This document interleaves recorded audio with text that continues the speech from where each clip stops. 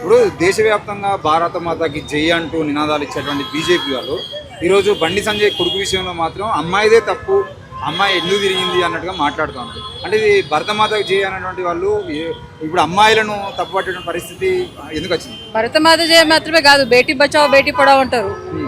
అటు పడావు కూడా అయితే లేదు. మొన్ననే ఒక బీజేపీ మినిస్టర్ అమ్మాయిలు స్కూల్ పంపించడం ఎందుకు ఆయన అన్నాడు. ఇప్పుడు బేటీ బచావో దగ్గరకు వచ్చేసరికి ఏమో మొత్తం విక్టిమ్ షేమింగ్ చేసుకుంటూ అమ్మాయిలనే మొత్తం తప్పంతా ఇస్తున్నారు. ఇది ప్యాటర్న్ మొత్తం బీజేపీలో. ఇప్పుడు చూడండి, కుల్దీప్ సంఘ్ గారు ఉన్నాడు, ఉన్నాలో జరిగిన దానికి అతను తప్పించుకున్నాడు. బ్రిజ్భూషణ్ ఉన్నాడు, అతను తప్పించుకున్నాడు. ఆ తర్వాత ఇప్పుడు బీజేపీ సపోర్ట్ చేసే వాళ్ళందరూ ఉంటారు, ఆశారాం బాపు లేకపోతే బిల్కిస్ బానో రేపిస్టులు వీళ్ళందరూ. సో వీళ్ళందరినీ తప్పించడమే బీజేపీ పని మొత్తము. అంటే ఇది కూడా నార్మలైజ్ చేస్తున్నారు అనమాట. ఉమెన్ మీద వైలెన్స్ నార్మలైజ్ చేస్తున్నారు. ఏది జరిగినా కూడా ఉమెన్దే తప్పు అని చూపించడం, అంటే మనువాదకి మొత్తం ఇది అద్దం పడుతున్న ప్యాటర్న్ ఇదంతా కూడా. అంటే ఇప్పుడు రేపు బెయిల్ పిటిషన్ ఉంది కదా హైకోర్టులో, బెయిల్ వచ్చేటువంటి అవకాశాలు ఏమైనా ఉన్నాయా? ఒకవేళ వస్తే ఎట్లాంటి పరిస్థితులు ఉంటాయి రానున్న రోజుల్లో? వస్తే మాత్రం ఇది కాంగ్రెస్ ప్రభుత్వ వైఫల్యం కంప్లీట్గా.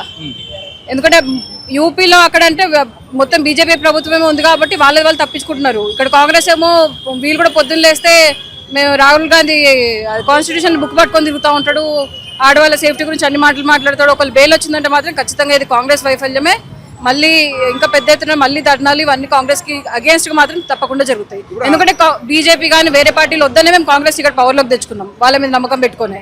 ఇప్పుడు అట్లాంటిది వాళ్ళే ఇప్పుడు మమ్మల్ని ఫెయిల్ చేస్తే ఇంకెక్కడ పోవాలి? ఇప్పుడు బీజేపీ బండి సంజయ్ కరీంనగర్లో ఏకతా యాత్రలో మాట్లాడుతూ నా కొడుకే తప్పు చేయలేదు, నాపై రాజకీయ కుట్రలు చేస్తున్నాడు, ఒక్కొక్కరు అంత చూస్తామని మాట్లాడుతున్నాడు. అదేం పరిస్థితి? ఆయన స్టేట్ లో అటు రూలింగ్ లో కూడా లేడు, అటు అపోజిషన్ లో కూడా లేడు. ఆయన మీద ఏం కుట్రలు చేస్తారు? ఎవరైనా కూడా ఎందుకు చేస్తారు? అది కాకుండా తప్పు చేయలేదంటే పోయి ఎక్కడో ఎందుకు దాక్కున్నాడు? పోనీ దాక్కున్నాడు అంటే ఒట్టి పోలీసులకు మాత్రమే దొరుకుతలేడు ఆయన. ఇప్పుడు వేరే వెబ్ పేజెస్ వాళ్ళకి, వెబ్సైట్స్ కి, యూట్యూబ్ ఛానల్స్ కి వాళ్ళందరికీ అతని ఫోటోలు వీడియోలు ముందు అన్ని కూడా అతను పంపిస్తూనే ఉన్నాడు. అతను స్టేట్మెంట్లు ఇస్తున్నాడు, బెయిల్ పిటిషన్ మీద సైన్ చేసిండు. ఇవన్నీ జరుగుతూ ఉన్నాయి. మరి తప్పించుకుంటే నిజంగా తప్పే చేయకుంటే అసలు ఎందుకు దాక్కోవాలి ఫస్ట్ అతను?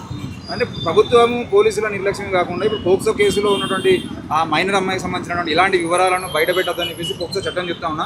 ఈరోజు బీజేపీ ఐటీ సైడ్ నుండి విపరీతంగా ఫోటోలు వీడియోలు వైరల్ అవుతా ఉన్నా. మహిళా కమిషన్ కానీ బాలల హక్కుల కమిషన్ కానీ ఇప్పటివరకు స్పందించిన పాపాన పోలేదు. ఏందన్నట్టు ఇదంతా పరిస్థితి? వాళ్ళు చట్టం అసలు ఎప్పుడు ఫాలో అయినారు బీజేపీ వాళ్ళు? ఈ విషయంలో కాదు, ఏ విషయంలో చట్టం ఎప్పుడు పాటించిందని చెప్పేసి వాళ్ళని తప్పించడానికి అని చెప్పేసి మైనర్లు బయటపడతారు, ఏమన్నా చేయగలరు వాళ్ళు. ఫోటోలు మార్పు చేసి పెట్టినా కూడా ఆశ్చర్యం లేదు రేపు. కాకపోతే ఇక్కడ వ్యవస్థలు, ఇక్కడ ప్రభుత్వం, ఇక్కడ వ్యవస్థలు ఉన్నాయి చూడండి, వీటి ఫెయిల్యూర్ అనేది అన్నిటికన్నా ఇది ఎక్కువ బాధిస్తుంది. అంటే ఏ ప్రభుత్వం అయితే కావాలని తెచ్చుకున్నామో వీళ్ళు కూడా మమ్మల్ని ఇట్లాంటి పరిస్థితులకు నడితే ఎవరిని నమ్మాలి? ఇంకా రేపు కాంగ్రెస్ ఇన్ని మాటలు చెప్పినప్పుడు ఇక్కడ ఉన్నది చూడండి, ఇక్కడ ప్రభుత్వాన్ని అడుక్కునే పరిస్థితి రావద్దని ఇక్కడ. కానీ ఇప్పుడు పరిస్థితి మాత్రం అట్లాగే ఉన్నది.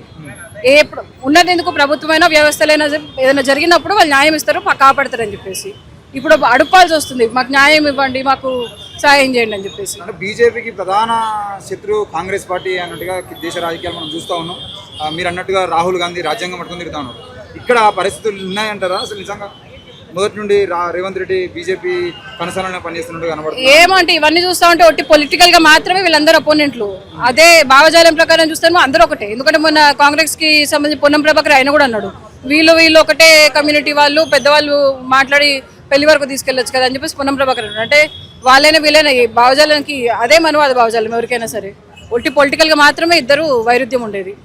బండి సంజయ్ కొడుకు అరెస్ట్ అయ్యేటువంటి అవకాశాలు ఉన్నాయా? అరెస్ట్ అవ్వాలి, అవకాశాలు ఉండడం కాదు. అతను చేసిన తప్పు అని ప్రూవ్ అయినప్పుడు అది ఎప్పుడో అరెస్ట్ అవ్వాల్సింది అసలు. అతను ఆ అమ్మాయి వాళ్ళు ముందు పోలీసుల దగ్గరికి వెళ్ళినప్పుడు అప్పుడు కేసు పెట్టకుండా అమ్మాయి వాళ్ళ మీద కేసు పెట్టి వాళ్ళ మీద ఎఫ్ఐఆర్ చేసి ఎక్స్టార్షన్ అని చెప్పేసి ఇంత టైం ఉండింది మధ్యలో.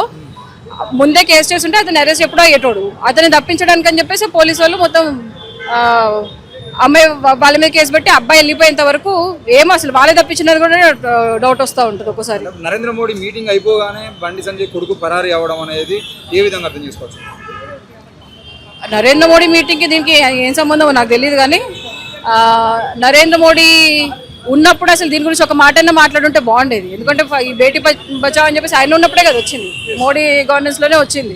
దీని గురించి ఒక మాట మాట్లాడారు. ఎందుకంటే అది కాకుండా సిగ్గు లేకుండా బండి సంజయ్ స్టేజ్ మీద కూర్చోబెట్టుకున్నారు. అక్కడ ఒక రేపిస్ట్ తండ్రిని స్టేజ్ మీద కూర్చోబెట్టుకున్నాడు. రేప్ కేసు పర్సనల్ ఎట్లయితుంది మరి? అట్లాంటి నిర్భయ కూడా పర్సనల్ అనుకోవాలి కదా. ఎందుకు మరి బయటకు వచ్చింది? ఇప్పుడు కుల్దీప్ సంఘ్ కూడా ముందు అరెస్ట్ చేసి తర్వాత బెయిల్ మీద వదిలేదు, అది కూడా పర్సనలే కదా. రేప్ కేసులు ఏవైనా ఇప్పుడు క్రైమ్స్ ఏవైనా పర్సనల్ ఇష్యూస్ ఎట్లా అవుతాయి? అందులో ఇది పాక్సో కేసు, ఇంత సెన్సిటివ్ ఇష్యూ ఎవరిదైనా పర్సనల్ ఎట్లా అవుతుంది? ఒకవేళ పర్సనల్ అనుకోండి, సపోజ్ బండి సైన్ చేది నా కొడుకుకి నేను టైం లేదు పెంచలేదు అన్నాడు, కొడుకునే పెంచలేనోడు రాష్ట్రాన్ని నేను చూసుకుంటాడు, దేశాన్ని నేను చూసుకుంటాడు, వెంటనే రిజైన్ చేసి దిగిపోవాలి ఇంకా అతను.